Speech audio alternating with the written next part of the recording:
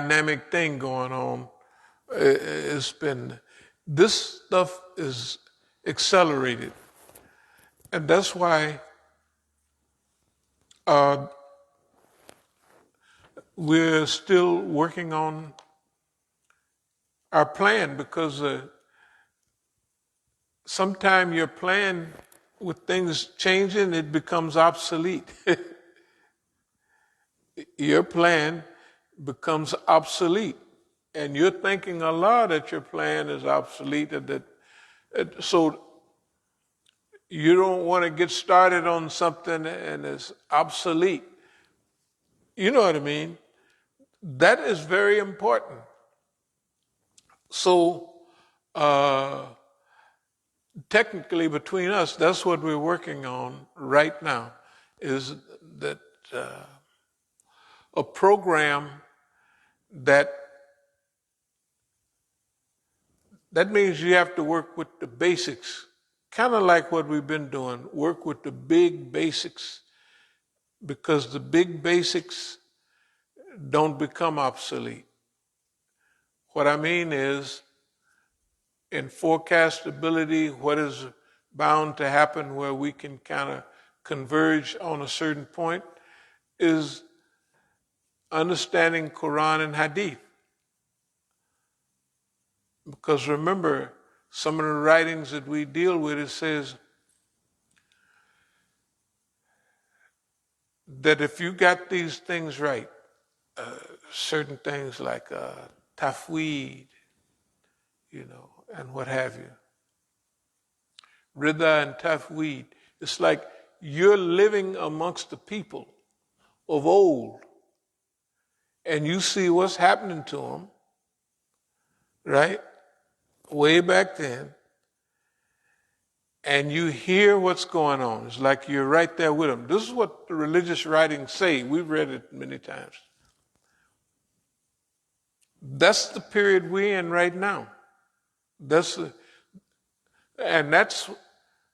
really something, when you can associate those religious transitional periods. This is one of those. Okay. So planning or strategic planning is not difficult.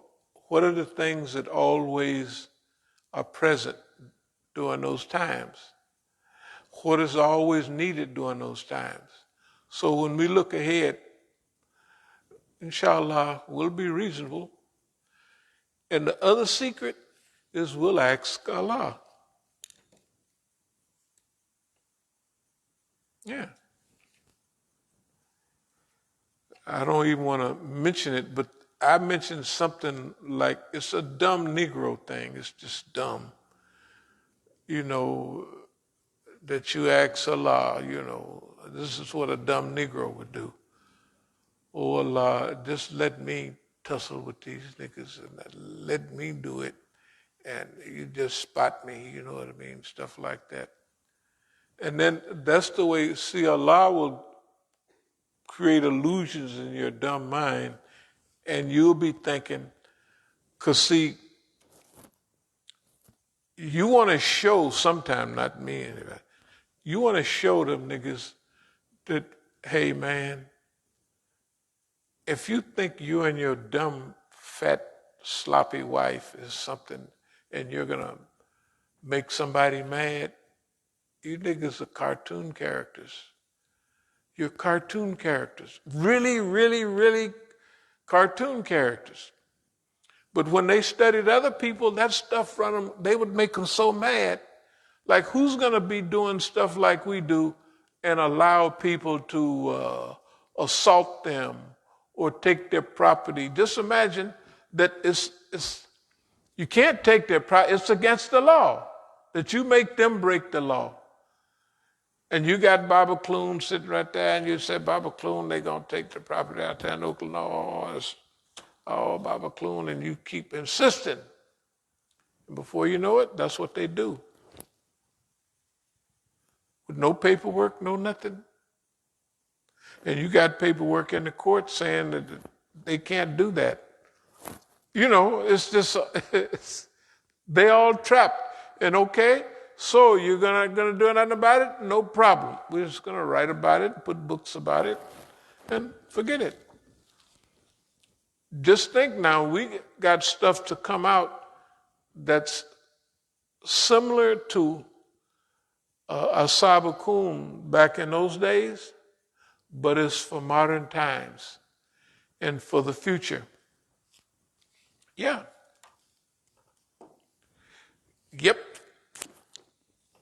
And see, yes, go ahead. I was just thinking about, I was reading something on, it's been a while back, where Malcolm was telling Alex Haley something similar. He's like, man, we got to hurry up because, what, things are moving so fast at his time that he told him, we need to get this book out. Need to get this book out, right? Okay.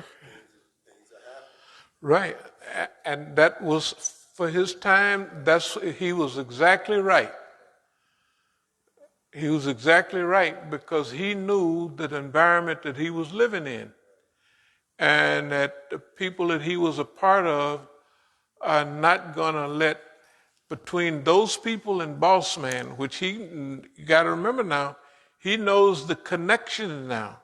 He knows how all of this is working now. He didn't picked up on everything during his time. He didn't picked up on it.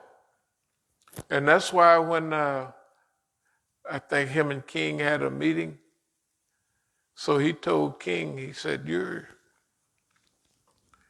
a glorious fool. He called him something like that, talking to King. He said, but one thing about it, me and you, we're dead men. That was his last meeting. His meeting with Dr. King. He said, me and you, we're not gonna, hey, right? Now, what did Martin Luther King say the next day he was killed? Longevity has its place. But he knew he wasn't going to get into that. Longevity gives you the time to implement strategy and to do all kind of things. Suppose you get that time where you can implement and test and try all kinds of strategic management principles, right? And that's the reason you don't do anything like, oh, I'm going to make sure I don't get killed. No, you're not going to live like that. You're going to live just like you live, but that's where that trust in Allah comes, that Allah going to give you the time, because that's what the people need. They need somebody to pull through, because everybody else, they slaughter, they kill, and they sell out. So they're not gonna have to have, but it's gonna be good for one nigga to come through and do all of that stuff and slap Boss Man upside the head and do this and do that and tell him all kind of old dumb stuff, and he'll act like to them he's paralyzed. The system is paralyzed. You think if they wasn't paralyzed, they wouldn't do nothing? Who you talking to, nigga? Well, we got 50 agencies. We got CIA, FBI. We'll burn your behind in 20 seconds or less. We'll burn your butt long range. You won't even know. We'll push a button and poof, you gone. Well, push it, Boss Man. He's paralyzed. He can't. He's sitting at the toilet. Right? I'm telling you. That's what's happening right this minute, and it's been going on. What's holding Boss Man back? How many people in history sit there and just brushing their teeth and eating salad and they're calling the round, Boss Man, you're going to be gone in the third round on this fight? Oh, boy. Oh, no, Boss Man.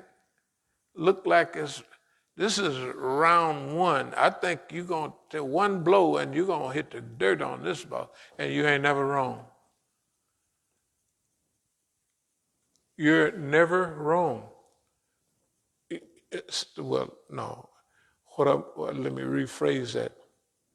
In the context of human right and wrong, you're not, you know what I mean? Hey, so let's pick it up a little bit. This is the anniversary of the Iran-Iraq war. This war, over 1 million people was killed. But Iran held on.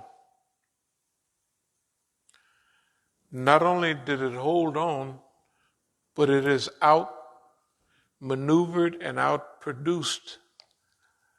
Iran is an efficient society. I know a lot of them, they don't think they're doing too well, but they're not looking at everybody else. That's why I tell them when I say, you think you're not doing too good, look at everybody else. And everybody wants to smash him out, attack him. But that first attack, when it really meant everything, that's the one they survived. They probably, Allah knows best, will probably not have to go through any war. You know what I mean? They gave up 1 million people and they showed their stuff. Hey man, I'm telling you, we believed in that movement all the time. And we would tell them that hey, you're going to be all right. And they did wind up all right. No, they wound up all right with poison gas, with the U.S. telling them everything, they satellite, stuff to tell them they're going to be troop movement here, troop movement there, and they survived. That's the same thing we're doing. The boss man know everything we do. He know everything about us except what to do. Boss man don't know it. Boss man is discombobulated. He's confused.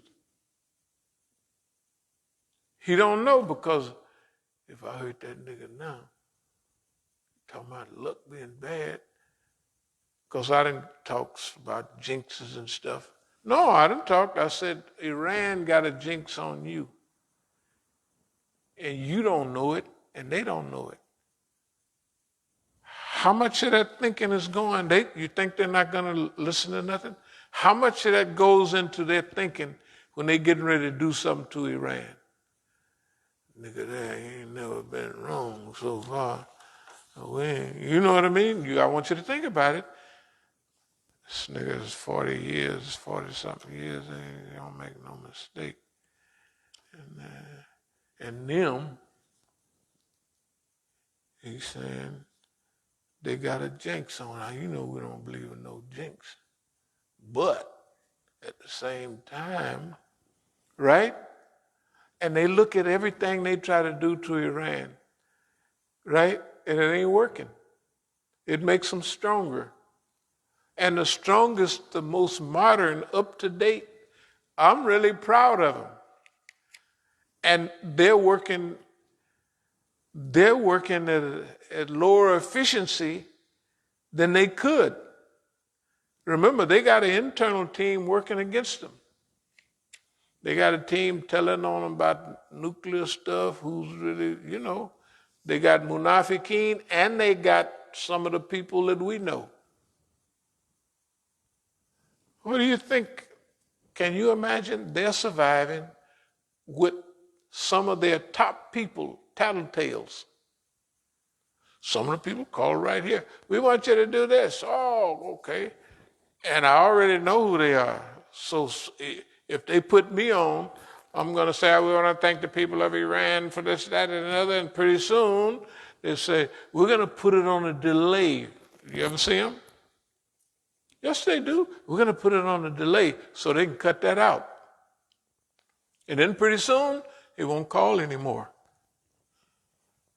And then they call. We done talked about this 1,000 times. Then they send somebody that you know real well, and they want to talk. We told them to sit right there in the park around the corner. Where do you go to that park? DuPont Park? Yeah. And we sit there. Yeah, for DuPont Park. So, yeah.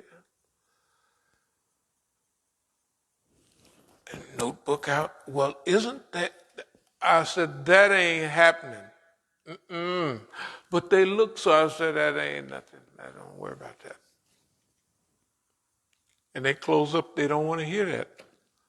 They come to get from me what they want to hear because they know if they have a dumb feeling, and the government had that dumb feeling too. If they can convince me, they think of giving the wrong analysis